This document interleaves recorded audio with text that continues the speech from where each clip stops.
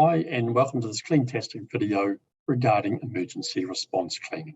I just want to take a few minutes to spend with you talking about the different types of cleaning that we carry out and to give you some comfort around the safety aspects in particular of the contamination clean.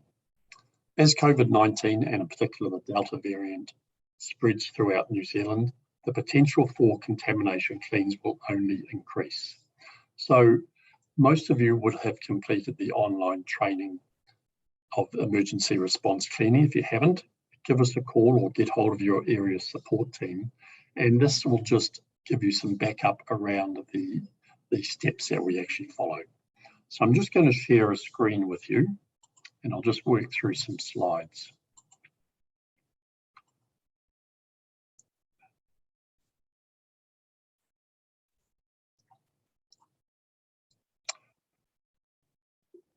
So the three stages of cleaning that we're talking about are our regular cleaning, which you're very familiar with, the one-off sanitizing and the contamination cleans. The regular cleaning, we all know about that. That's our normal cleaning procedures, normal cost to the client, and that's what we do day in and day out every week of the year. Then we move on to the one-off sanitizing cleans that some clients may just want, maybe just as a precaution or just for a reason they may not have been on site for a while.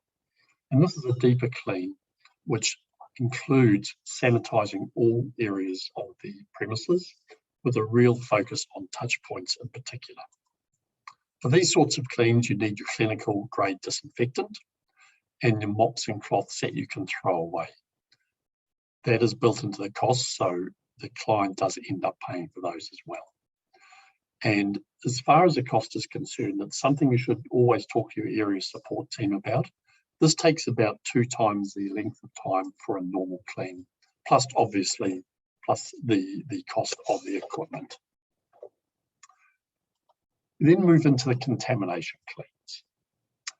Now, one of the things that we've done to make sure this is easier for everybody is to have some emergency response kits in each area office. And every office throughout the country has at least 2 of these kits, if not more. So you don't have to go around searching for these products when a client asks for a contamination clean. Inside these kits are a couple of surgical suits. There are safety goggles to complement the ones that you already have. There are more face masks. There's a 5-litre container of bleach, 5-litre container of clinical grade disinfectant, 2 mop heads, 30 cloths, both red and green, and a bucket with a lid. And the idea of the bucket is for you to put all your cloths, mop heads, surgical suits, face masks, etc. into that bucket, and they can be contained before they are disposed of. So that's what's sitting in the office. So when a contamination clean is asked for, to prepare for it, the first thing to do is wait for about 24 hours. And this just gives time for the virus to potentially dissipate as much as possible. And also with the Delta variant, the more ventilation there is, the better.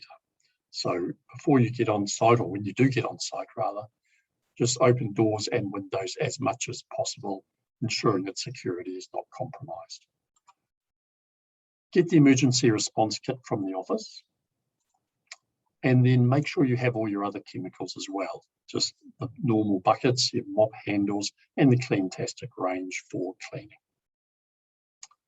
Then doing the actual clean, its first step is to complete a regular clean, but using the clinical grade disinfectant.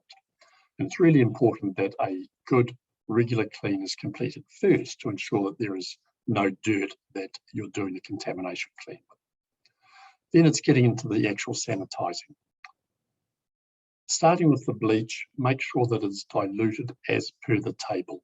And that is online, or we can send it to you if you require it. It is in your emergency response processes. Wipe all surfaces down with a cloth that has been wet by bleach. Remember never to spray bleach straight onto any surface. Leave for 30 minutes. And then wash thoroughly with clean water and cloths, and that's a very important step. Then just let the surfaces air dry naturally. Similar with the hard floors, dilute the bleach as well. and mop them thoroughly, leave for about 30 minutes, and then wash them again with clean water and a clean mop head. And once more, let them dry naturally just by air drying. After you've completed the contamination clean, you just need to make sure that all surfaces are dry before anybody touches them, and that you dispose of all your used cloths, mop heads, and special clothing using the bucket that you have at the start. If you're not sure how to dispose of the equipment, please do talk to your area support team. The cost for these contamination cleans should also be discussed. It's about 3 times the normal amount of time to clean, and there may be a premium on the hourly rate. There will also be the cost of equipment to include. An idea that some franchisees have already taken up is to have an emergency kit themselves. And if you'd be interested in having one of these, let us know and we can send you out the costs. They are orderable, they come in a completed kit, so you can just have it on hand as and when you need, if it is required. So I hope that gives you some comfort around the steps to follow in a contamination clean, but also around your safety, which is paramount.